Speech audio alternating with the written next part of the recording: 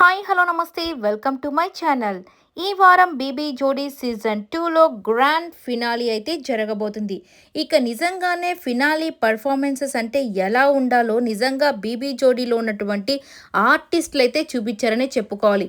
వీళ్ళు ఆర్టిస్ట్లా డాన్సర్సా అనే రేంజ్లో ప్రాణం పెట్టి ప్రతి ఒక్కరు కూడా దెబ్బలు తగిలాయి, అలాగే హాస్పిటలైజ్డ్ అయ్యారు. ప్రతి ఒక్కరూ ఇలాంటి సిచ్యువేషన్లో ఉన్నప్పటికీ కూడా వాళ్ళదైన బెస్ట్ వాళ్ళు ఇవ్వాలని చాలా బాగా ట్రై చేస్తున్నారు. సో ఒకరికి మించి ఒకరు చేస్తూ వెళ్ళిపోతున్నారు.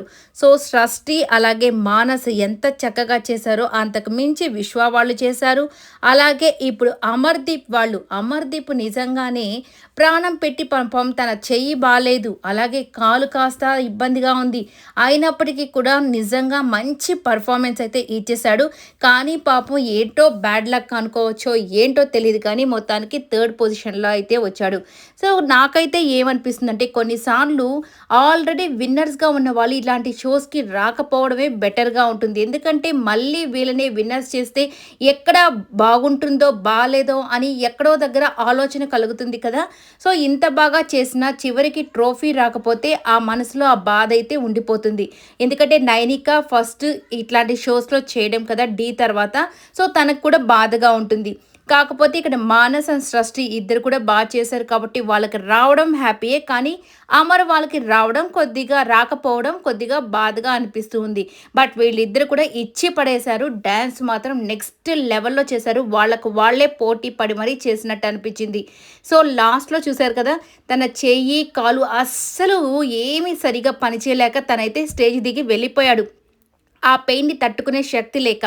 సో అలాంటి మంచి పర్ఫార్మెన్స్ చేసి పాపం తను ట్రోఫీ పొందుకోలేకపోయాడనే బాధ మాత్రం తనకే అనిపించింది, చాలామంది ఆడియన్స్కి కూడా అనిపిస్తుంది. దానికి ముందు పాపం ఒకటి చేసి వస్తాడు, ఏంటి ఒక శబదం.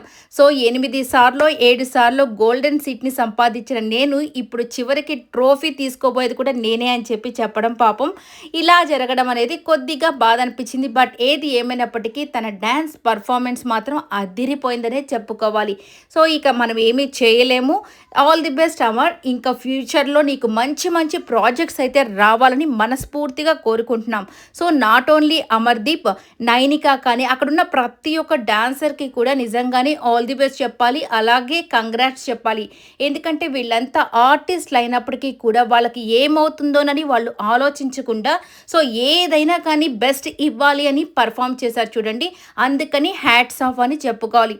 అందుకే అమర్దీప్కి సదా గారు కానీ అలాగే శ్రీదేవి గారు కానీ సో ఇక శేఖర్ మాస్టర్ కానీ ఏంటి అమర్దీప్ నీకు పిచ్చా ఏంటి డ్యాన్స్ అంటే, అసలు అట్లా చేసేసావు, ఏం చెప్పాలో వర్డ్స్ కూడా తెలియట్లేదనే కాంప్లిమెంట్స్ అయితే తెచ్చుకున్నాడు మన అమర్దీప్.